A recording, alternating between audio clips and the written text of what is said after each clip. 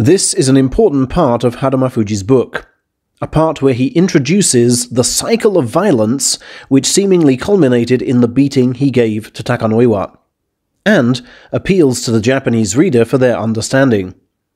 Let's see if he earns some of yours. Having won Division 6 on his pro debut in March 2001, Haruma was bumped up to Division 5 for May and consolidated with a 5-2 score, defeating fellow Mongolians Dai Banjaku and Shironoryu, and not even realizing the former was Mongolian. However, his two defeats were both by push-out, harsh reminders of his skinny frame's weight disadvantage. A well-known sumo saying is that eating is also your job. Lightweight teenagers are strongly encouraged to pile on the pounds, and must be creative to ensure their vast quantities of food consumed don't come straight back up. Force-feeding myself was obviously one of the tougher aspects of sumo life, he recalls. I well knew that the higher you rise, the bigger and stronger the opponents, and the more disadvantaged the lightweights become. But surely, everything has its limit, doesn't it? I mean, at that time, they were making me eat for 3 hours solid, 6 to 9 every evening, and with my scariest senior colleague keeping watch over the pages of his manga comic. He never names this colleague, partly out of politeness, but more likely because he became good enough to beat him up in the ring each day and forget he was ever the victim.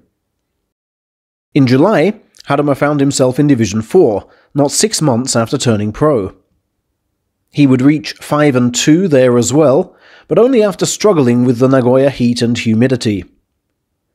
The Japanese summer was hotter than back home, and hot on the heels of a depressingly long rainy season, he writes.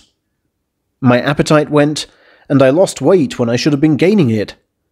The morning training I could actually handle, but the heat and the need to eat large amounts of food left me totally drained.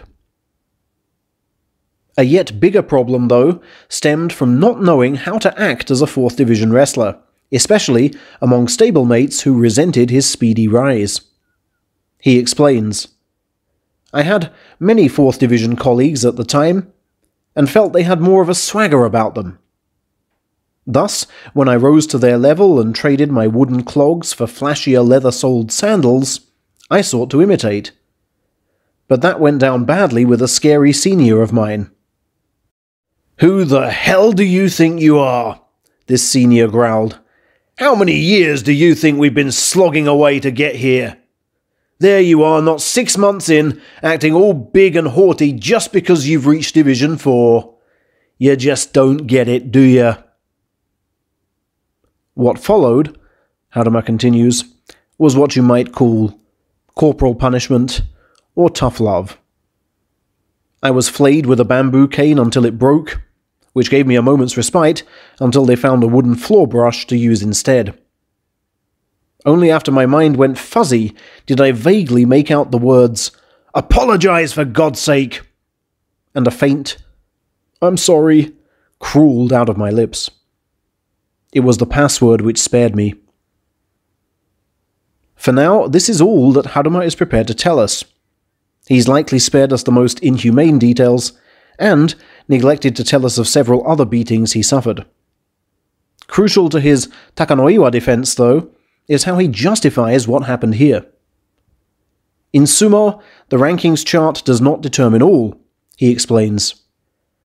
A man joining even a day before you is your absolute senior and must be shown absolute respect.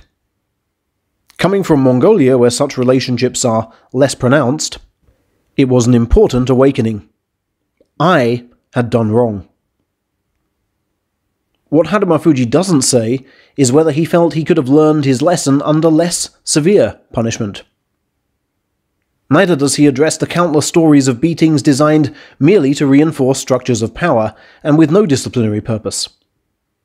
Takatoriki recently told us on his YouTube channel that one of his first sumo memories was of being pressured into loaning $2,000 to a senior who promised to pay it back, then beat him with a shovel when he asked for it.